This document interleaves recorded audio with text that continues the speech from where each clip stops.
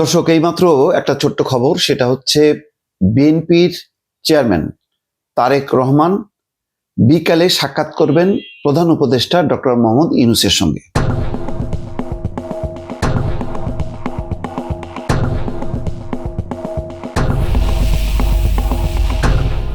এটার আর কোনো কারণ নেই কি কারণে দেখা করবেন, কিন্তু নিঃসন্দেহে বলা যায় যে আগামী নির্বাচনকে সামনে রেখে এটার একটা গুরুত্ব অবশ্যই আছে। নির্বাচনের বিষয়গুলো নিয়ে ইতিমধ্যে বেশ কিছু উদ্বেগ তৈরি হয়েছে। পোস্টাল ব্যালট, তারপরে যেভাবে ব্যালট পেপারগুলি ছাপা হয়েছে তাতে ধানের শীষের অবস্থান নিচে রাখা, নানা কারণে এই বিষয়গুলো নিয়ে বিএনপির পক্ষ থেকে ধারাবাহিকভাবে আপত্তি করা হচ্ছে। আমির খসরু মাহমুদ চৌধুরী বলেছেন, নজরুল ইসলাম খান বলেছেন। এগুলো বাদেও আইন শৃঙ্খলা পরিস্থিতি, নির্বাচনের সার্বিক অবস্থা নিয়ে নিশ্চয়ই আলোচনা হবে গুরুত্বপূর্ণ। এবং প্রধান উপদেষ্টা যেটি বলেছেন যে নির্বাচনকে সামনে রেখে মহল বিশেষ এটা ভণ্ডুল করার একটা চেষ্টা করছে। এই নির্বাচনকে সামনে রেখে প্রতিবেশী দেশের অবস্থান কি, আওয়ামী লীগ কি করতে পারে, এগুলো নিয়ে নিশ্চয়ই আলোচনা হবে।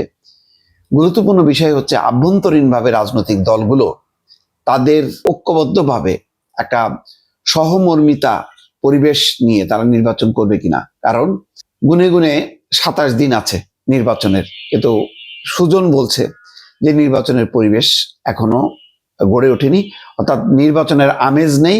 কারণ নিরাপত্তা নিয়ে শঙ্কা, এটা আসলেই শঙ্কা। উত্তরাঞ্চলে তারেক রহমানের 4 দিনের সফর স্থগিত হয়ে গেছে, যদিও বলা হচ্ছে এটা নির্বাচন কমিশনের আপত্তি আছে, যেহেতু তফসিল ঘোষণার পর এখন প্রতিটা তার শোডাউনই একটা নির্বাচনী প্রচার অভিযান হিসেবে প্রতিপন্ন হতে পারে। সেই আপত্তির মুখে তিনি সেটা বন্ধ করেছেন। কিন্তু এর মধ্যে 22 তারিখে সিলেট থেকে তিনি প্রচার অভিযান চালাবেন, নারায়ণগঞ্জেও যাবেন। অর্থাৎ তারেক রহমান আসার পর শুধুমাত্র নির্বাচনের তফসিল ঘোষণার কারণে তিনি কিন্তু সারা দেশে তার যে দ্রুত গতিতে যাওয়ার দরকার সেই তা কিন্তু যেতে পারছেন না। অন্যান্য দলের প্রধান ব্যক্তিরা সারা দেশ কিন্তু কয়েক দফা সফর করেছেন, সেই তুলনায় তারেক রহমান দেরিতে আসছেন এবং এসেই তার মায়ের মৃত্যু এবং তারপর তফসিল ঘোষণার পর তিনি কিন্তু কার্যত আটকে গেছেন। তো ফলে যথেষ্ট পরিমাণ তিনি সময় পাচ্ছেন না যে সারা দেশ সফর করবেন। এর মধ্যে বেশ কিছু ঘটনা ঘটেছে, আইন শৃঙ্খলা পরিস্থিতি জনিত মবের একটা হুমকি প্রতিনিয়ত তাড়া করছে জনগণকে। এইসব পরিস্থিতি নিয়ে হয়তো বৈঠক, আর অন্য কোনো বিশেষ কোনো পরিস্থিতি আছে কিনা জানা যায়নি।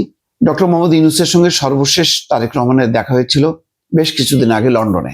তখনই ঠিক হয়েছিল যে নির্বাচনটা ডিসেম্বরের বিএনপির যে দাবি, সেই দাবি থেকে সরে গিয়ে সেটা ফেব্রুয়ারি মাসে তারা চেয়েছিল এবং সেই অনুযায়ী 12ই ফেব্রুয়ারি দিনটা ধার্য হয়েছে। এরপর টেলিফোনে কথা হয়েছে। তারেক রহমান যেদিন দেশে আসেন সেদিন ডক্টর মোহাম্মদ ইউনূসকে ফোন করে তিনি ধন্যবাদ জানিয়েছে তার যথাযথ নিরাপত্তা ব্যবস্থা নেওয়ার জন্য। এছাড়া সরাসরি সাক্ষাৎ হয়নি। আমার ধারণা এটি তারেক রহমানের পক্ষ থেকে প্রধান উপদেষ্টাকে একটা ধন্যবাদ জানানো, একটা শুভেচ্ছা সাক্ষাৎ। কিন্তু তারপরও যেহেতু তারেক রহমান একটি দলকে প্রতিনিধিত্ব করেন, অনেকগুলো বিষয়, রাজনৈতিক বিষয় এখানে সামনে এসছে, সেগুলো নিয়েও হয়তো খোলামেলাভাবে আলোচনা হতে পারে।